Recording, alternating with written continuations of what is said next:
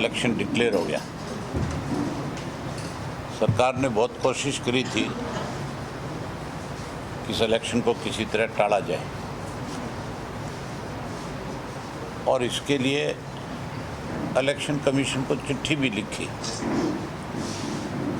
कि हरियाणा में कोरोना की वजह से हालात अभी तक ठीक नहीं है, इसकी वजह से इलेक्शन को डिले किया जाए। एक चीफ सेक्रेटरी की तरफ से चिट्ठी भेजी गई इलेक्शन कमीशन को ये कह करके, और उसके एक हफ्ते के बाद हाई कोर्ट में पंचायत के चुनाव को लेकर के डेट थी।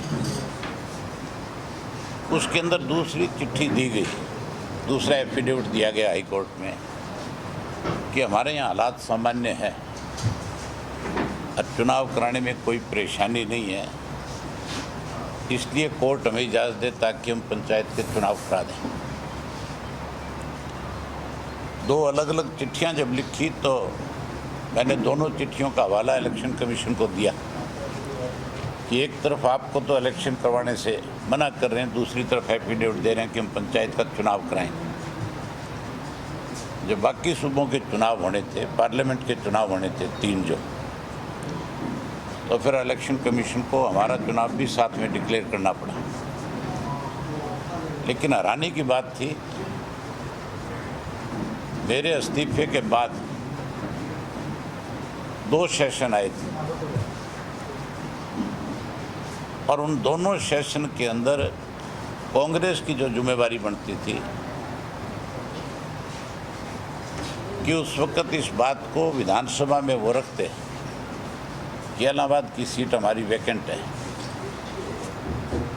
उसका सरकार को चुनाव कराना चाहिए, ना कि उस चुनाव से भागना चाहिए। लेकिन क्योंकि कांग्रेस भी इस बात से डरी हुई थी कि अगर इलाहाबाद का चुनाव आया तो फिर तुम किस मुंह से जा करके इलाहाबाद के लोगों के रूबरू होगे, कैसे वोट मांगोगे, इसलिए उन्होंने भी बीजेपी का साथ दिया और ये इलेक्शन और 2 महीने आगे चला गया, समय से 2 महीने ज़्यादा चला गया। अब मैं पिछले 2 दिनों से 3 दिनों से खबरें पढ़ रहा था, बीजेपी और जेजेपी वालों ने इस इलेक्शन के लिए अपनी तरफ से 6 लोगों को मुकर्रर किया है। 6 लोग बीजेपी ने प्रभारी लगाए, सह प्रभारी लगाए, और इसी तरह कांग्रेस ने भी 8-9 लोगों की एक टीम बना करके कि किसको टिकट दिया जाए इस पे फैसला करेगी। इसी तरह सरकार ने अपनी तरफ से 6 प्रभारी लगाए।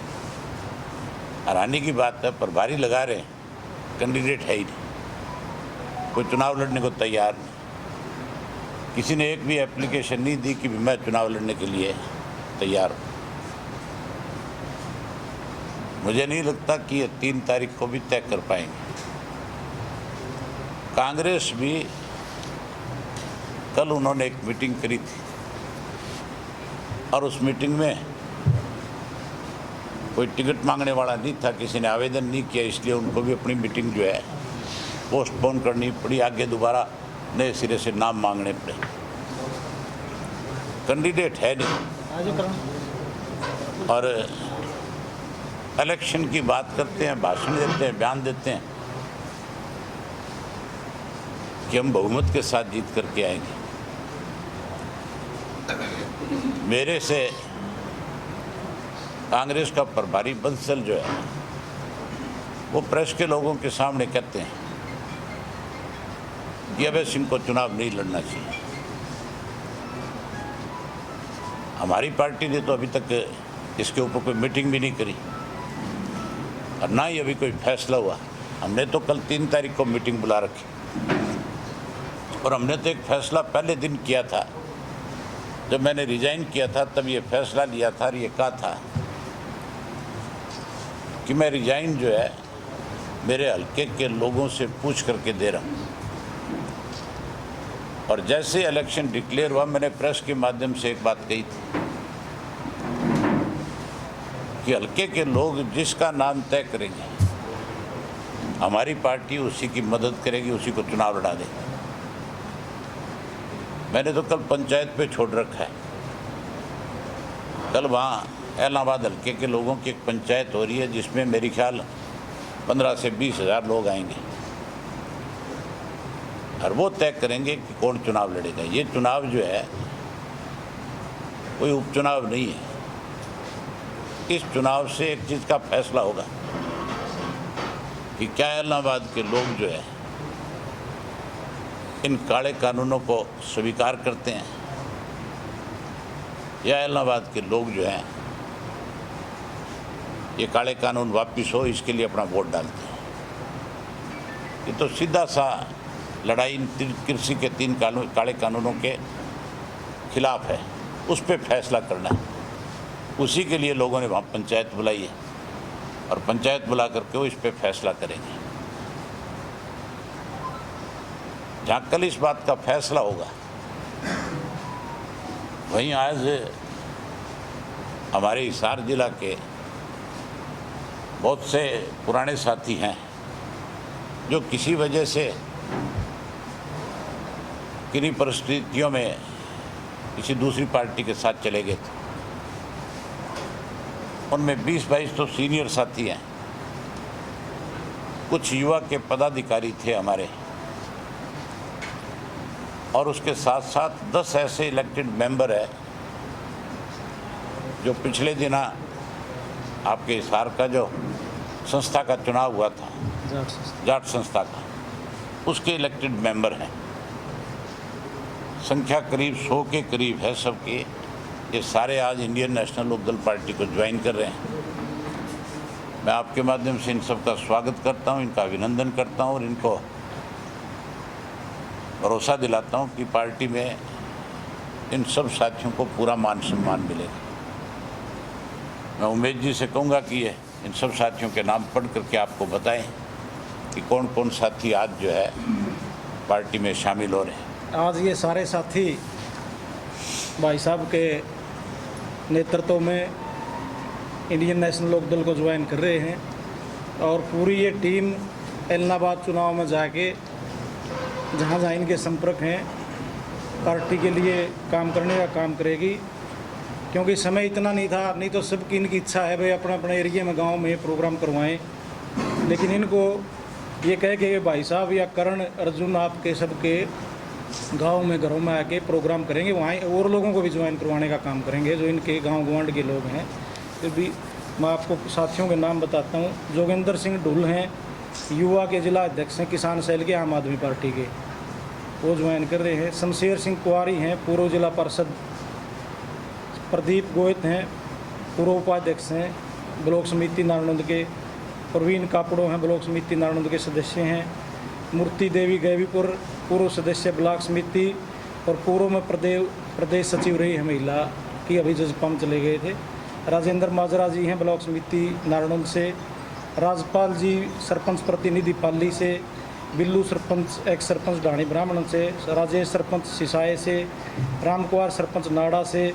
इंद्रजीत सरपंच खेड़ी लोचब से। रामफल सरेड़ा है हमारे, बहुत हम छोटे छोटे थे, इतने पुराने साथी हैं किसान सेल के अध्यक्ष। इंदर सिंह बूरा है। राजकुमार नंबरदार हैं, किताबा हैं गामड़ा गांव से। शमशेर सिंह मांडीवाल हैं, रामविलास गैबीपुर से हैं। श्रीपाल खेड़ी से हैं जो ट्रांसपोर्ट ये बस यूनियन के जिला अध्यक्ष हैं। सुरेंद्र सिंह कुट्ठी हैं। जय नारायण हैं खेड़ी के, जो दलित समाज की 12 खाप है उसके प्रधान हैं ये।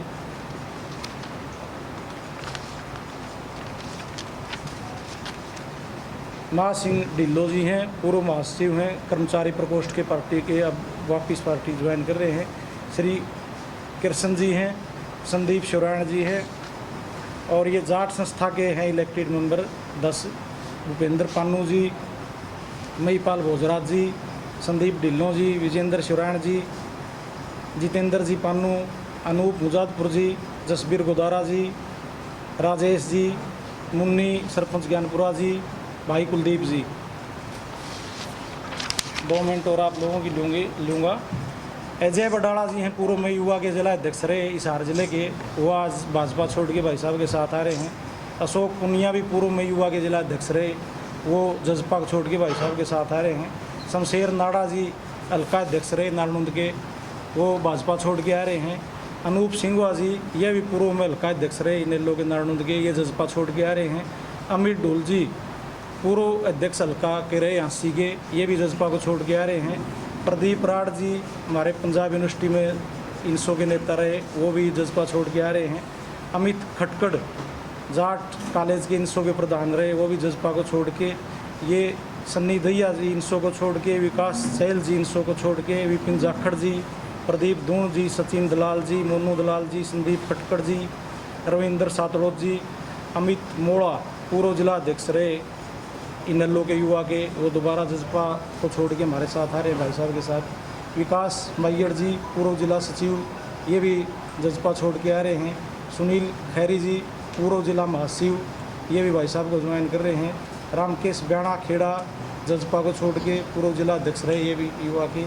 नवीन मोर पूर्व हल्का अध्यक्ष और संदीप न्याणा पूर्व जिला सचिव, ये भी जजपा छोड़ के ज्वाइन कर रहे हैं पार्टी। संदीप खरबड़ा जी इनसो से भाई साहब के साथ आ रहे हैं। अशोक मलिक जी पूर्व हल्का उपाध्यक्ष, प्रियंक यादव जी पूर्व जिला उपाध्यक्ष। भोपाल सियाग जी, विनोद टोकस जी, सुशील सिसाए जी, ये सारे साथी जजपा में चले गए थे। अनिल सरसोद जी, दिनेश ढिल्लों जी, चरण सिंह बालकिया जी। चरण सिंह बालक से बहुत कर्मठ कार्य करता है, भाई साहब की बाद में जनसभा भी करवाएगा।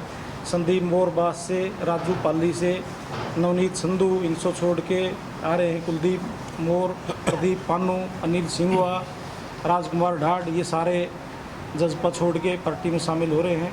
सतीश जांगड़ा हैं पूर्व जिला महासचिव इनसो, अखिल भारतीय विश्वकर्मा संघ के भी पूर्व प्रदेश अध्यक्ष हैं, ये भी भाई साहब को ज्वाइन कर रहे हैं। सोनू जांगड़ा पूर्व हल्का अध्यक्ष अलग अखिल भारतीय विश्वकर्मा संगठन, ये भी ज्वाइन कर रहे हैं। अमित जांगड़ा पूर्व लोकसभा अध्यक्ष अखिल भारतीय विश्वकर्मा संगठन, ये भी ज्वाइन कर रहे हैं। महावीर जांगड़ा जी, विकास जांगड़ा जी, विकास मलिक और विशाल मलिक, ये सारे साथी 100 के करीब ये सारे भाई साहब के नेतृत्व में पार्टी ज्वाइन कर रहे हैं।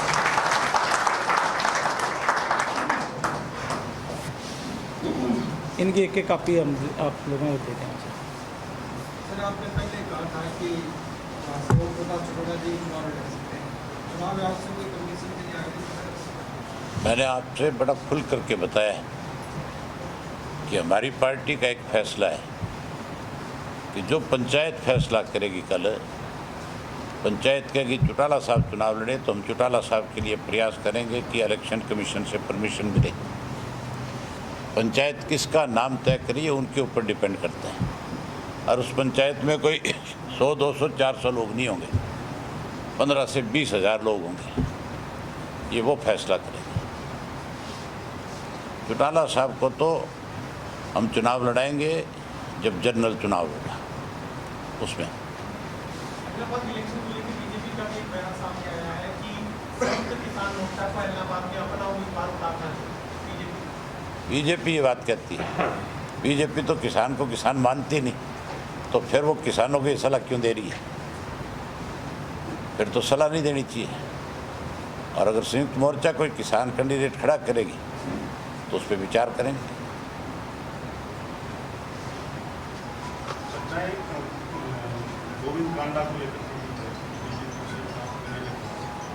आप ये देखो ना, फिर दिवालिया नहीं पिट गया बीजेपी का।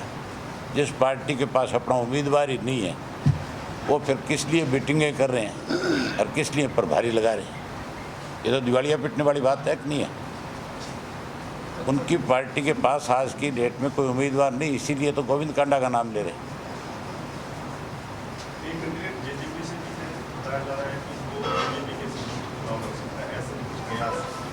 अच्छी बात है, अब तो स्वागत करेंगे वहाँ, और मेरे से पहले वहाँ के लोग स्वागत करेंगे इनका।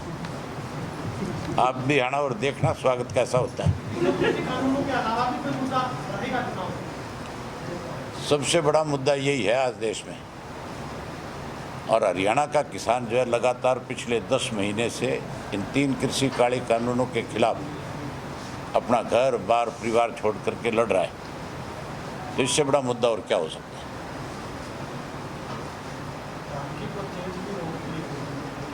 है। धान की परचेज रोक दी है, ज़्यादातर ही कहते हैं। धान की परचेज रोक ली नहीं, किसान का धान सरकार नहीं खरीदेगी। एमएसपी की बात कर रहे थे और आज किसान का धान जो मंडियों में रुल रहा है। बाजरा टोटल इन्होंने खुल करके कह दिया कि हम एक पहले तो कहते थे एक दाना खरीदेंगे और अब कह दिया कि हम कोई एक दाना भी बाजरे का नहीं खरीदेंगे। उल्टा ये कहा कि 500 या 600 रुपये देंगे। वो 500-600 रुपये केवल बयान है इनके। आज की डेट में बाजरा बाज़ार में बिकता है 1200 रुपये। अगर इनके 500 रुपये और भी मिला लोगे आप, 600 मिला दोगे तो 1800 हो जाएगा। बाजरे का एमएसपी आज भी 2200 रुपये है, 2250। तो 450 रुपये तो किसान का खा गए कि नहीं खा गए। सियासी गलियारों में चर्चाएं हो सकता है ये कयास इस चुनाव से पहले किसान आंदोलन को लेकर के कोई बीच व्यवस्था निकाला जा सकता है। एमएसपी पर सहमति और दो कानूनों को वापस लेने की चर्चाएं हो सकती हैं। इसे किस तरीके से आप देखते हैं? ये फैसला तो किसान यूनियन ने करना है, संयुक्त मोर्चे ने करना है। आपका रिएक्शन? वो उनको बुलाएंगे, उनसे बात करेंगे, वो कितना सहमत होते हैं। हमने तो पहले दिन से ये कहा है कि जो फैसला वो करेंगे हमारी पार्टी उसका समर्थन करेगी। सर एक सवाल है, जैसे तो बीजेपी और कांग्रेस वाले ये कह रहे हैं कि आज के 3 कृषि कानून हट गए, कांग्रेस चुनाव में दोबारा मैदान में उतरेंगे, इन्हें रोक देंगे। मैंने कहा ना कि मैं तो क्या कह रहा हूँ कि मैं चुनाव लड़ूंगा। ये आपको किसने कह दिया कि मैं चुनाव लड़ूंगा? मैंने कहा ये फैसला पंचायत करेगी। पार्टी रोक देगी सर। किसकी? हमारी पार्टी ने पंचायत पे छोड़ दिया कि वो पंचायत फैसला करे। वो अगर हमारी पार्टी को आदेश करे कि चुनाव लड़ो तो लड़ेंगे, अगर वो कहेंगे ना लड़ो तो नहीं लड़ेंगे। सर मतलब आप पहले विधायक थे पूरे देश में जिन्होंने इस्तीफा दिया था, तो अब आप क्या मानते हो कि इसके बाद आपका मुकाबला बीजेपी से था, तो इस बार आपके मुकाबले में कौन हो रहा है? नियर बाबू मेरे मुकाबले की बात तो तब करो ना जब मैं कैंडिडेट बन जाऊँ है। अब आप देख लो, जिन पार्टियों के पास कैंडिडेट नहीं है, मुकाबला आप कहाँ किसकी बात करोगे? पंचायत के कैंडिडेट के मुकाबले में कौन है? तो पंचायत होगी कल, हाँ, उनका तो कैंडिडेट होगा, उसका मुकाबला किससे हो सकता है? किसान का मुकाबला तो सरकार से होता है, सरकार से लड़ता है किसान। कुछ खबरें इस तरीके की भी थी सर कि कल की कांग्रेस की बैठक थी, उसमें कांग्रेस के बड़े नेता ने कुमारी शैलजा को कहा कि उनको भी चुनाव लड़ना चाहिए इलाहाबाद का। जैसे जींद में सुरजेवाड़े को कांग्रेसियों ने फंसाया था। ये तो एक दूसरे का बैर काट रहे हैं। अब ये शैलजा को हटाने के चक्कर में वो भाग रही है। हम तो कहते हैं लड़े शैलजा, अच्छी बात है। शैलजा सरसा से सांसद रही है, उसको चुनाव लड़ना चाहिए। बीजेपी सर, बीजेपी से कोई भी मैदान में नहीं आ रहा है, इसको सर आप क्या मानते हो? दूसरा उपचुनाव है लगातार सरकार का, इसमें उनका कोई अजय सिंह जी का एक बयान था, उन्होंने अपने जन्म दिवस के ऊपर इस राणा में रैली में कहा था कि अभय सिंह हमारी वजह से चुनाव जीत करके आए। अगर हम वहाँ पे चुनाव प्रचार में जाते तो ये चुनाव जीतते नहीं। मैं आपके माध्यम से भी उनको कहना चाहता हूँ, और मैंने उस वक्त भी ये बात कही थी कि अगर उनको इतना गरूर है अपने आप में कि वो इलाहाबाद के अंदर भी कहीं उनकी पार्टी की कोई जगह है, तो वो अचानक से रिजाइन करे, मैं इलाहाबाद से करूँ। मैंने तो इलाहाबाद से रिजाइन कर रखा है। अब उनके पास मौका है अभय सिंह को हराने का, तो चुनाव लड़ना चाहिए। वो चुनाव लड़े, उनका भी बहुत स्वागत करेंगे लोग। हर रोज़ कर रहे हैं, कल भी हुआ, आपने देखा, आज भी हुआ है। आज कहाँ कर दिया? आज इलाहाबाद में कर दिया। किसका किया? मैं जेजेपी की बात करूं, मैंने तो उनका भी स्वागत करवाना है।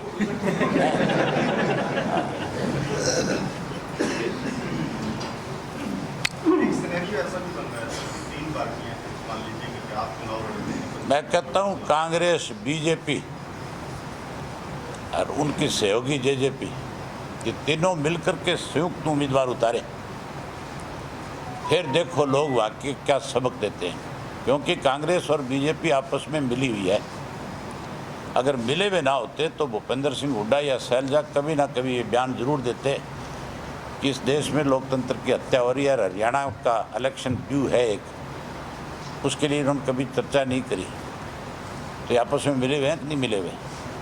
अब इनको मिल के ही चुनाव लड़ लेना चाहिए ताकि लोग जो है एन अच्छी तरह से सारी चीज़ क्लियर कर दें। मेरा सवाल था कि सिनेरियो बनने की संभावना है कि मान लो कि पंचायत में आपका नाम आता चुनाव, उसके बाद बीजेपी की तरफ से आदित्य टिकट की दावेदारी कर रहे हैं, कांग्रेस की तरफ से कैप्टन अमरजीत महबूब की दावेदारी कर रहे हैं। अगर ऐसा होता है तो एक ही परिवार के लोग आमने सामने इस नजरिए से लेंगे? वो तो लोग फैसला करेंगे, लोगों का वोट है, उन्होंने तय करना है किसको देना है किसको नहीं देना है। मतदाता की अपनी मर्जी होती है, उसमें किसी का नज़रिया नहीं चल सकता। एक सर बीजेपी नेताओं की तरफ से बार बार बयान आ रहे हैं कि संयुक्त किसान मोर्चा अपना उम्मीदवार उतार रहे हैं जिलावार, लगातार हम इस चीज़ को बढ़ावा दे रहे हैं कि आप उतारो अपना उम्मीदवार। तो इस चीज़ को आप कैसे देखते हैं? बीजेपी ये सलाह दे रही है उनको, तो आप उनसे पूछो ना किसान नेताओं से जा कर के कि वो बीजेपी की सलाह मान रहे कि नहीं मान रहे। तो मना कर दिया। बस मना कर दिया तो फिर ये तो क्वेश्चन ही खत्म हो गया, फिर क्वेश्चन कहाँ रह गया। बहुत धन्यवाद आपका।